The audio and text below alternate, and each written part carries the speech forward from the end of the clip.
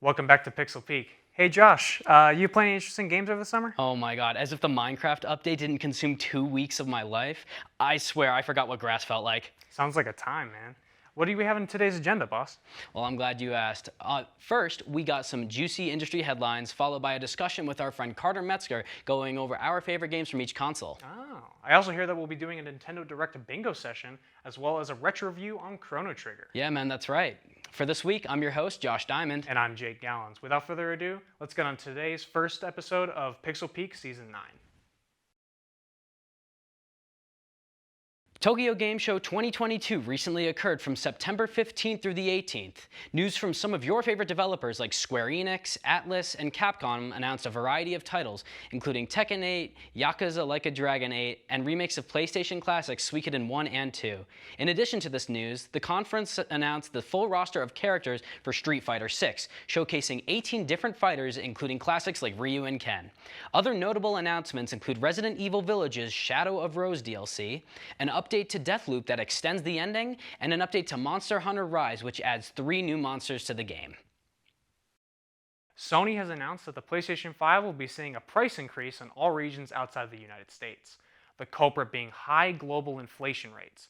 Jim Ryan, president and CEO of Sony, issued a statement on PlayStation's 5 blog saying, quote, "The price increase is a necessity given to the current global economic environment and its impact on our business," end quote.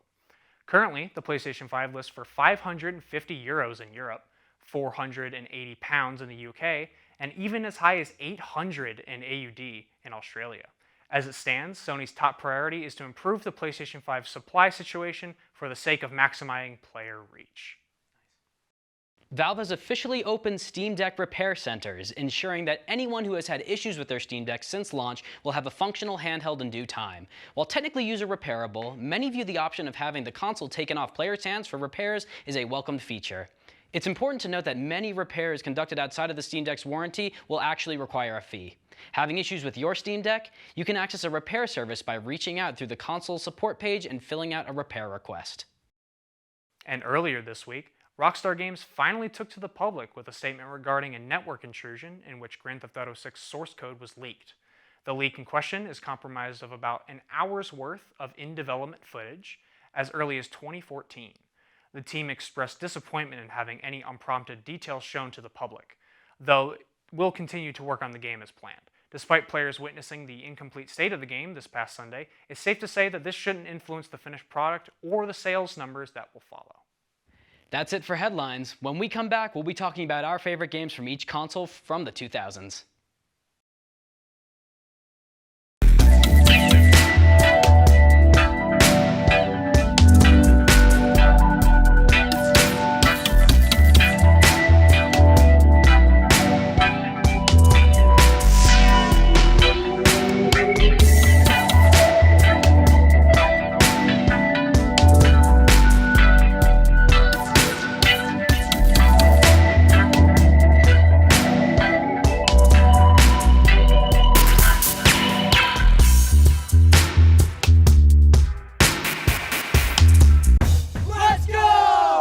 To a place where you can grow. A place to be heard. And take a closer look.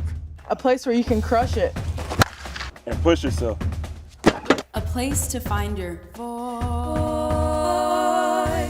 This place rocks. And rolls. A place where you can get out. A place you'll never forget. So where is this place? Let me show you.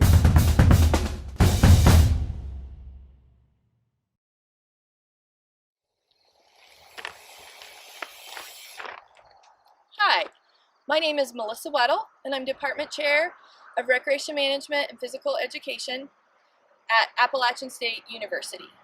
We offer 2 degree-granting programs, one in Recreation Management with a focus in Outdoor Experiential Education, Recreation and Park Management, and Commercial Recreation and Tourism. Our second degree-granting program in Health, Physical Education, and Coaching offers teacher certification for public schools in health and physical education. You can get a minor or certificate in coaching. We are the front porch to the Beaver College of Health Science, where our focus is on quality of life, wellness, and physical activity. We're located in the beautiful mountains of Boone, North Carolina. So come join us, check out our website, or take a class.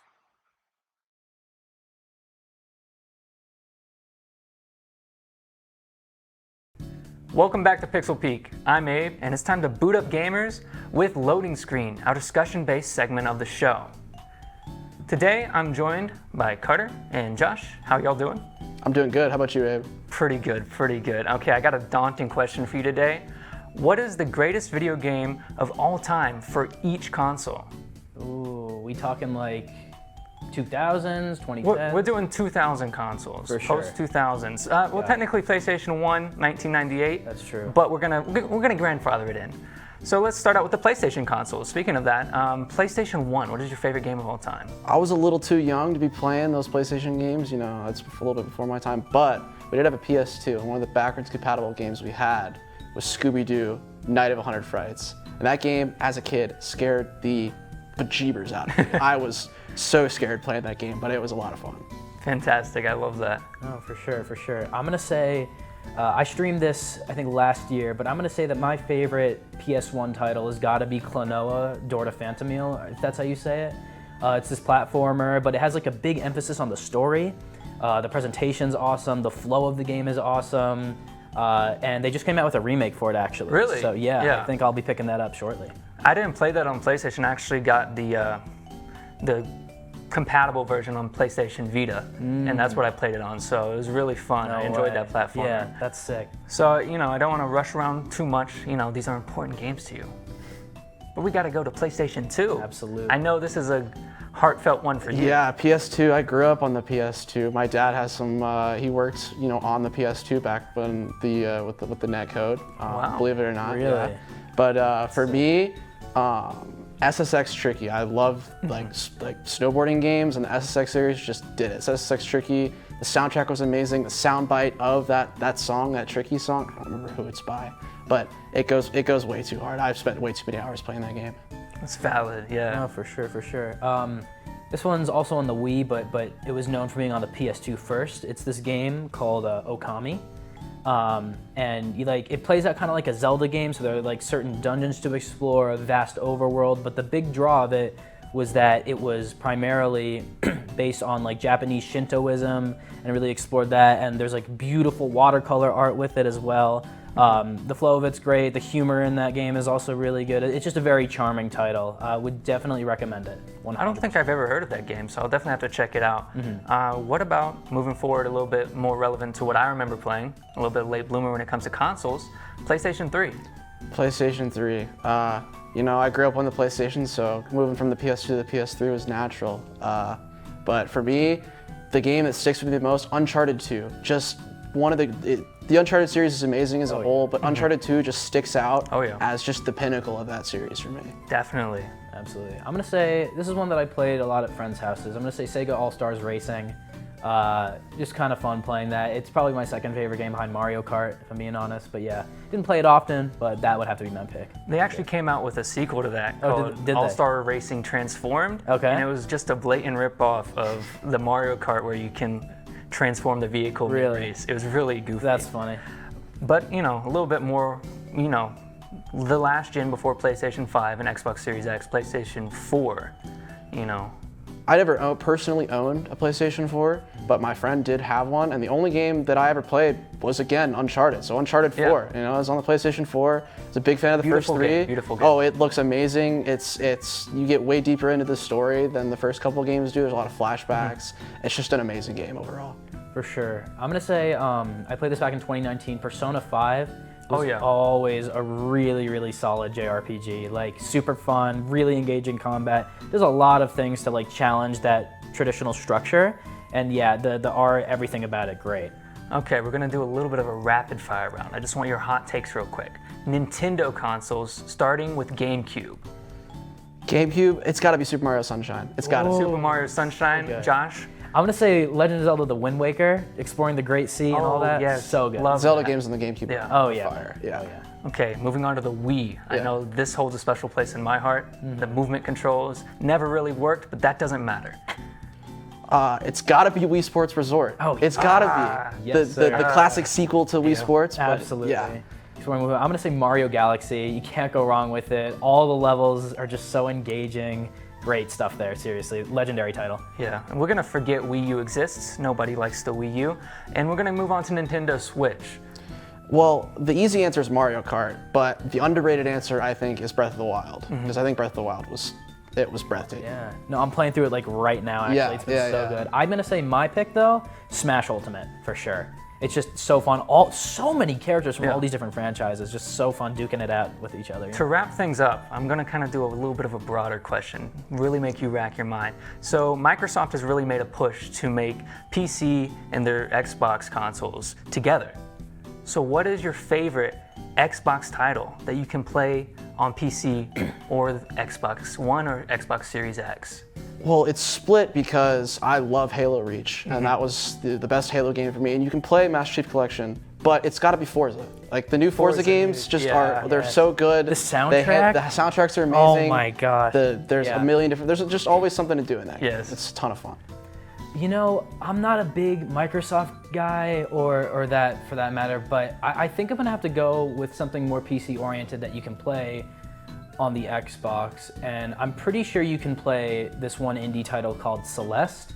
I believe you can. I believe you can. Okay, cool. Because yeah, that game's on everything. If you seriously get the chance to check it out, it's one of the most important games I think in terms of like indie. Well, thank you guys for being here. Such great takes. When we come back, we'll get right into our gameplay segment for this week. I can't wait to see what crazy things will happen. Thanks, y'all.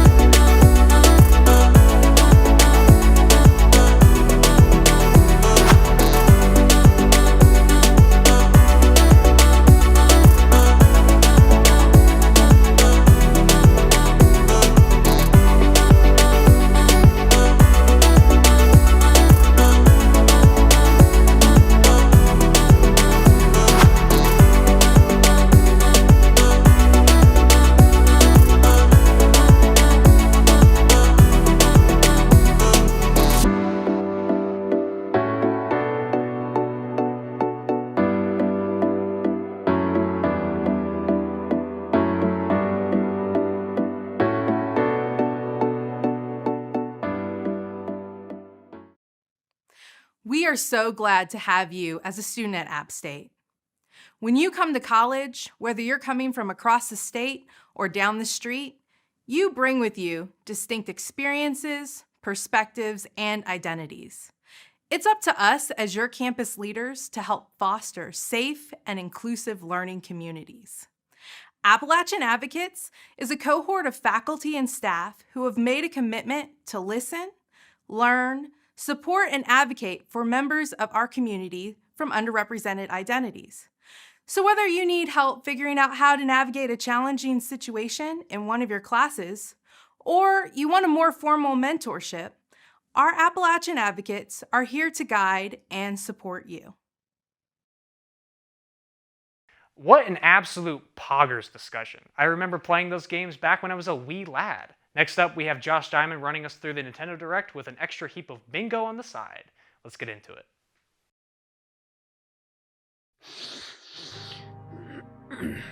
It's like 9 in the morning. Yeah, we're gonna be reacting to the Nintendo Direct.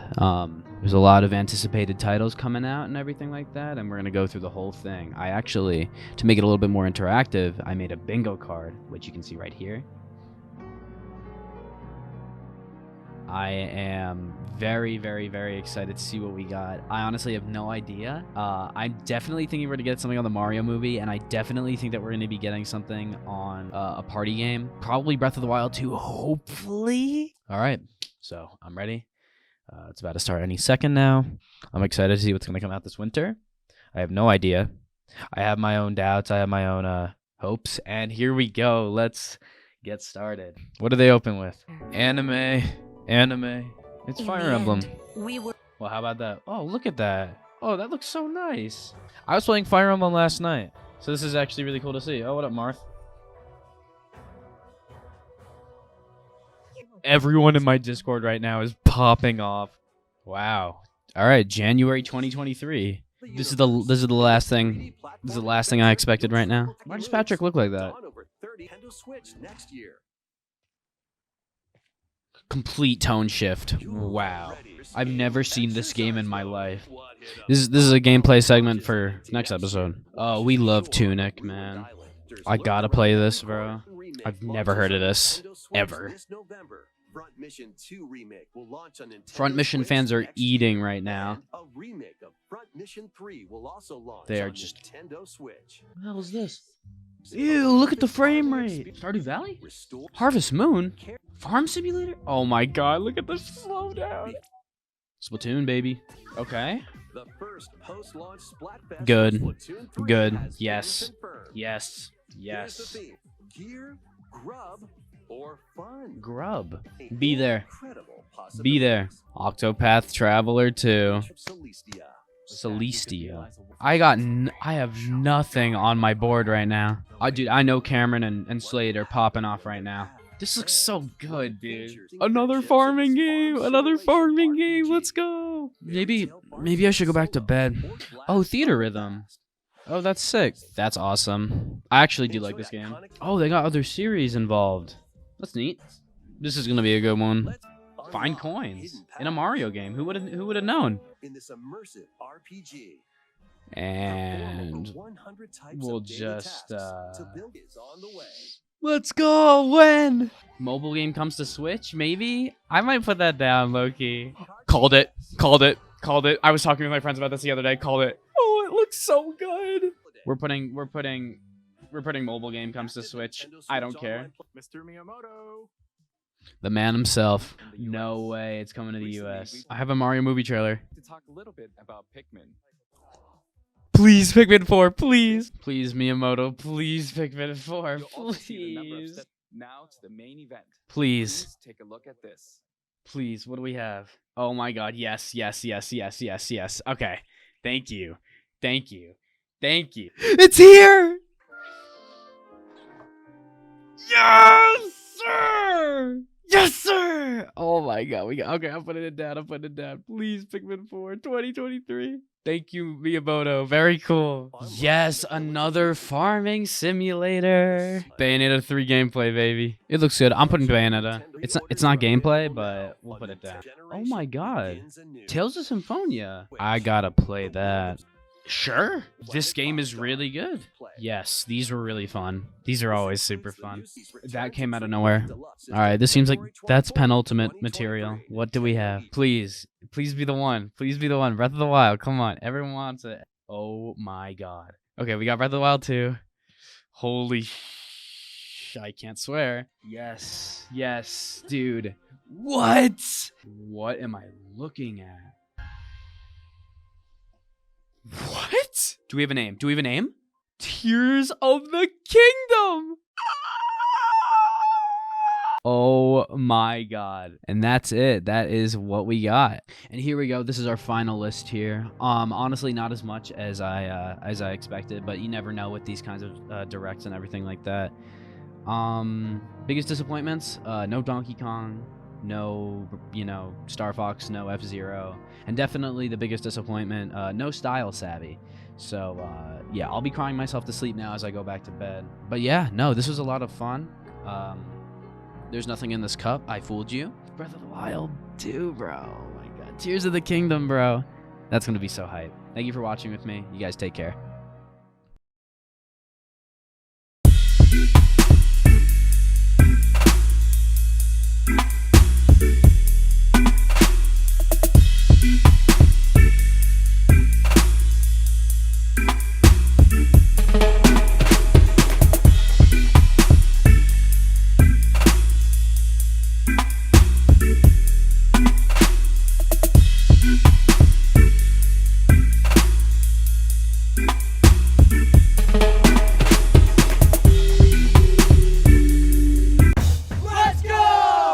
To a place where you can grow. A place to be heard. And take a closer look. A place where you can crush it. And push yourself. A place to find your voice. This place rocks. And rolls. A place where you can get out. A place you'll never forget. So where is this place? Let me show you.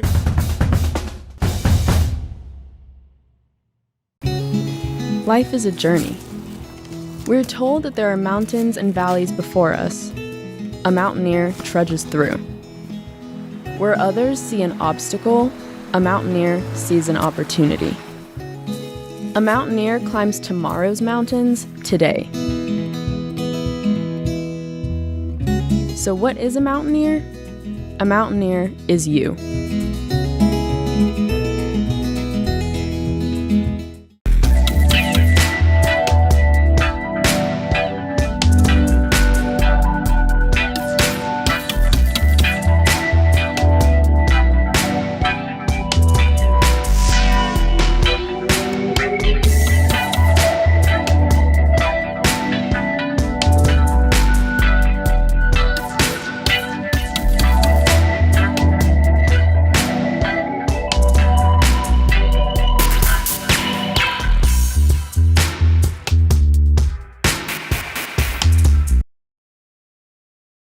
Boy oh boy, did those farming simulators really whet my appetite.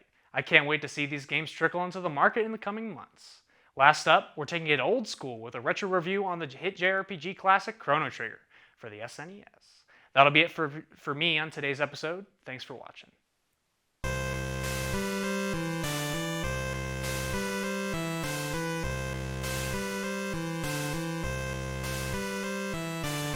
In the 90s, JRPGs were all the rage. Stories of monsters, magic, and mythos dominated the market back in the day and paved the way for a new medium to tell stories of old times. Taking these themes and ideas and propelling them onto the video game market led to a golden age of cherished titles that would be nothing short of legendary. The core moments that stick with us in these games play a key factor in the success of the medium, even today. In the hustle of this golden age mentioned earlier, new ideas and themes were experimented with constantly. Fashioning an identity for games is no easy feat.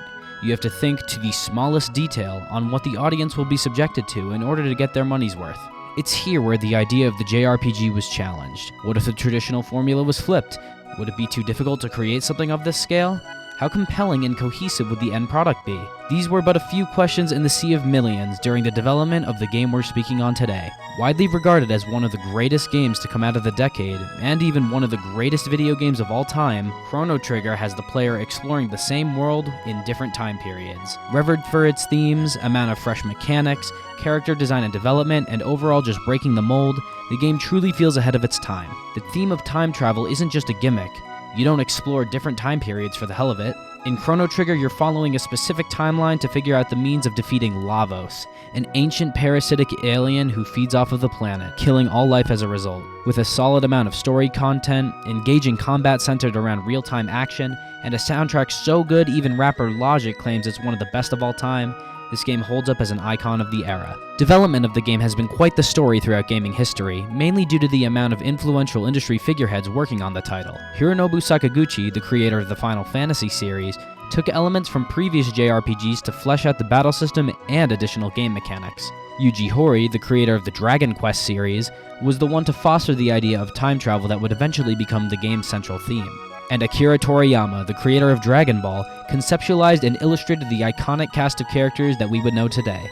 It's been said that lead musician Yasunori Mitsuda overworked himself to the point of developing stomach ulcers, eventually taking him out of work. Who did they bring in as his replacement? Well, Nobuo Uematsu, of course, you know, the person responsible for Final Fantasy's iconic opening theme, or how about the Super Smash Bros. Brawl theme? The work put into the game was documented as being nothing short of a labor of love. With 7 different party members, each with their own affinities, it is encouraged to mix and match these characters to see what works best for your playstyle. Are you one to maximize your damage output per turn? The woman from prehistoric times, Isla, would be a solid pick. Enjoy a mix of damage with the support to back it up? The amphibious knight Frog would be a suitable choice. This idea of mixing and matching party members is heightened further when you introduce the tech mechanic, in which characters can team up to perform attacks with affinities from each. If nothing else, the combat is one of the most fun experiences I've had while playing this game. There are no random encounters on the overworld.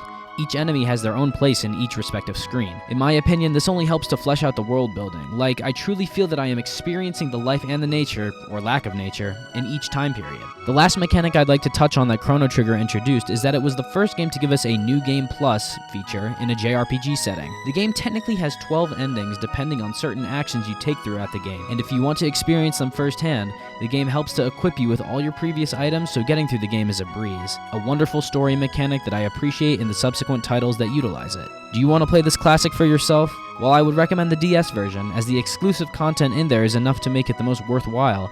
I understand it's hard to come by. The most accessible ways of playing the game today would be through Steam or mobile stores. This has been Josh Diamond with Retro Rewind and the first episode of Pixel Peak. Thank you for watching.